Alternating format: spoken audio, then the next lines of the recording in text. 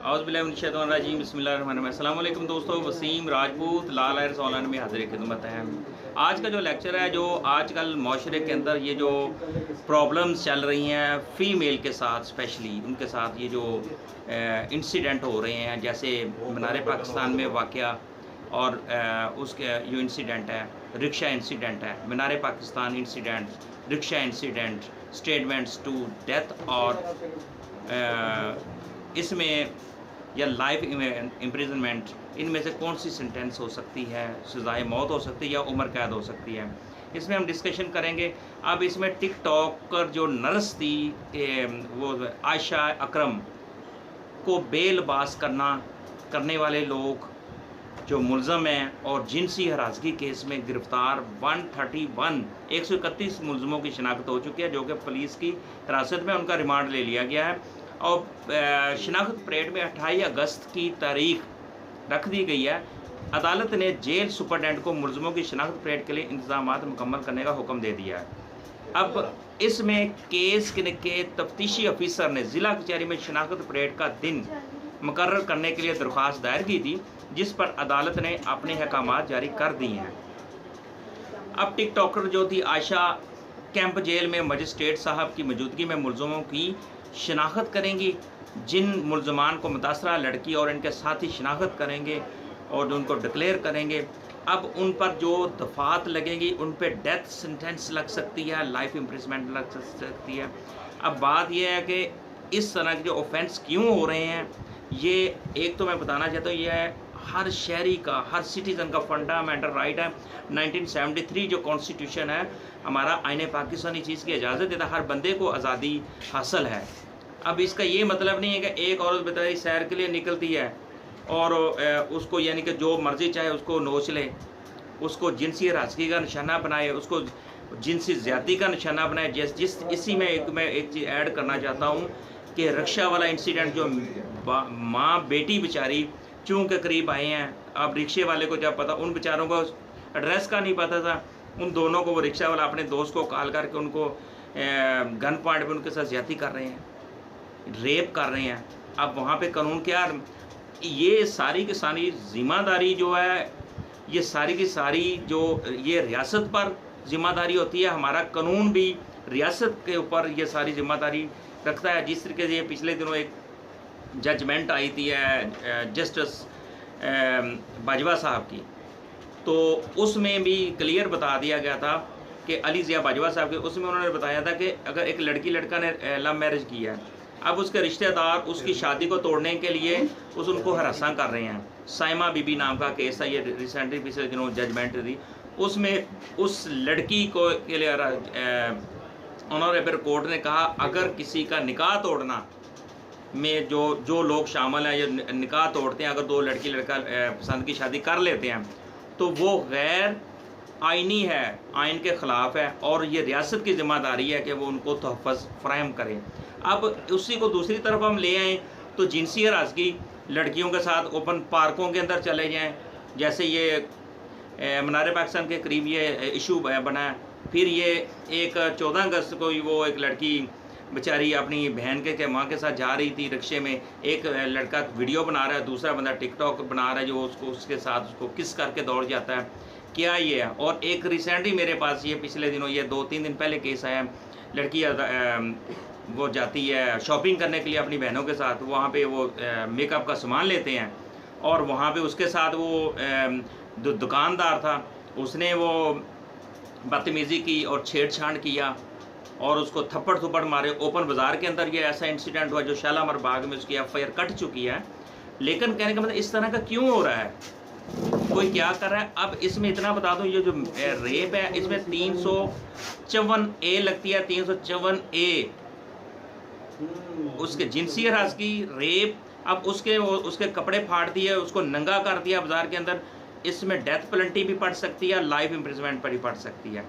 ये honourable court की शहादत, डॉक्यूमेंट्री एविडेंस और शहादत जितने वो उन्हें के बाद ट्रायल में ये फैसला होगा। लेकिन इन पे जो रिक्शे वाला था वो भी कंफर्म हो गया, मेडिकल आ चुका है, उनका फ्रांसिस हो चुका है, DNA उनका क्लियर हो चुका है। अब 3 वो रेप उन्होंने किया, उसमें भी डेथ पेनल्टी लग सकती है। जिस तरीके से अब ज़ैनब वाला केस उसको आप देख ले, जैनब वाला केस। उसके बाद ये जो रेप का जो ऑर्डिनेंस बना था और इसमें लाहौर हाई कोर्ट की बेतहाशा जजमेंट है, जिसमें रेप के जो केसेस हैं लाहौर हाई कोर्ट के, और में ये कहा गया कि ये फ़ीमेल पुलिस ऑफिसर जो है उनको कहा गया कि वो करें। इससे जैसे आशा मलिक साहिबा की भी जजमेंट आ गई। रेप के केस में मोस्टली ये होता है कि वो मेडिकल होता था, 1 फिंगर 2 फिंगर का इशू चल रहा था, उसको भी गैर कानूनी गैर आइनी करार दे दिया गया। क्योंकि एक और ये सिर्फ औरतों के साथ ये क्यों हो रहा है, ये क्यों इस तरह का, ये सारी की सारी रियासत की रियासत का काम है इस चीज़ को रोकें। अब हमारे माशरे अगर इस चीज़ को नहीं रोकेंगे, हम ये एक साजिश भी है हमारे मुल्क को बदनाम करने की, और इस तरह के इंसिडेंट नए निकले आ जाएं। इसे आशा जो केस है, निजी चैनल को वो इंटरव्यू देते हुए वो ये कहते मेरी टीम की मौजूदगी में सब कुछ हुआ, मेरी टीम के सामने। अब उसमें शनाख्त परेड में वो मेरी टीम भी मेरे साथ होगी, शनाख्त मुलजमान की शनाख्त करेगी, मीडिया ट्रायल भी है, वो सारा कुछ उसमें, और किस ने क्या किया है वो सारा कुछ वैसे भी मीडिया ट्रायल में सामने आ चुका है। मज़ीद उसकी वो टीम भी उसको देखेगी। वो बीबी ये कहती है कि मैं तो जब छोटी सी होती थी 14 अगस्त के लिए मैं भी मीनार पाकिस्तान अपनी माँ के साथ आया करती थी। बात यह है दोस्तों, वो अच्छी थी बुरी थी जैसी थी, हमारा कानून इस चीज़ की इजाज़त नहीं देता कि एक औरत वो अच्छी बुरी वो मीनार पाकिस्तान में आ जाती है कि जिस मर्जी पार्क में चली जाए और दूसरे बंदे उनको उसको अपनी हफ्ज़ का निशाना बनाएं। हमारा कानून, हमारा कॉन्स्टिट्यूशन भी इस चीज़ की इजाज़त नहीं देता, हमारा कानून भी इस चीज़ की इजाज़त नहीं देता, हमारी शरीयत भी इस चीज़ की इजाज़त नहीं देता।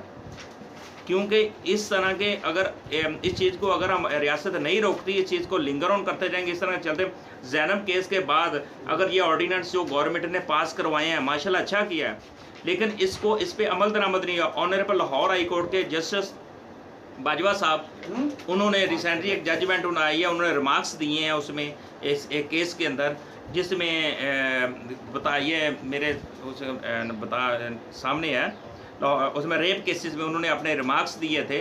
ये इसमें ये क्यों, मतलब ये रूल जो दिए गए हैं उसको वो क्यों वो फेल होते चले जा रहे हैं, इनमें क्यों नहीं अमल दरामद किया जा। ज़ैनब केस के बाद अगर इस चीज़ को कंट्रोल कर लिया जाता है, ये जो ऑर्डिनेंस पास किए गए हैं रेप के मुतल्लिका, तो इसको क्यों नहीं गवर्नमेंट ने इसको अमल दरामद के लिए कोई नाफिज किया। अगर ये नाफिज होते, आज ये ज़ैनब के बाद पता नहीं कितनी बच्चियों, कितने घरों की बेटियां उजड़ गई हैं, उनके साथ रेप हो गया, उनको मार दिया जाता है 2 साल 3 साल। ये क्या है? इस चीज़ को कंट्रोल करना चाहिए, हमारा कानून इस चीज़ की इजाज़त नहीं देता, और ये हमारी रियासत का फ़र्ज़ है कि इस चीज़ पर फौरी स्ट्रिक्टली एक्शन लें और इस्लामी कवानीन के तहत सज़ा दें, और उनको फौरी तौर पर इसका और स्पीडी ट्रायल होना चाहिए। ये नहीं कि जिस तरह के एक रेप का केस होता है उसको लिंगर ऑन कर दिया जाता है और उसका ट्रायल शुरू हो जाता है, जी ये होगा वो, उसको तकरीबन 4-4 5-5 साल पे जाकर फैसले होते हैं। मेरे पास एक केस चल रहा है, अभी को 5 साल हो गए हैं, रेप का केस है, उसका फैसला ही नहीं हो रहा। अब मुलज़म उसमें पेश ही नहीं हो रहा, मुलज़म ही गायब हो गए, अब वो अदालत इंतज़ार में बैठी हुई है। ये इस चीज़ को किस लिए ज़रूरत है?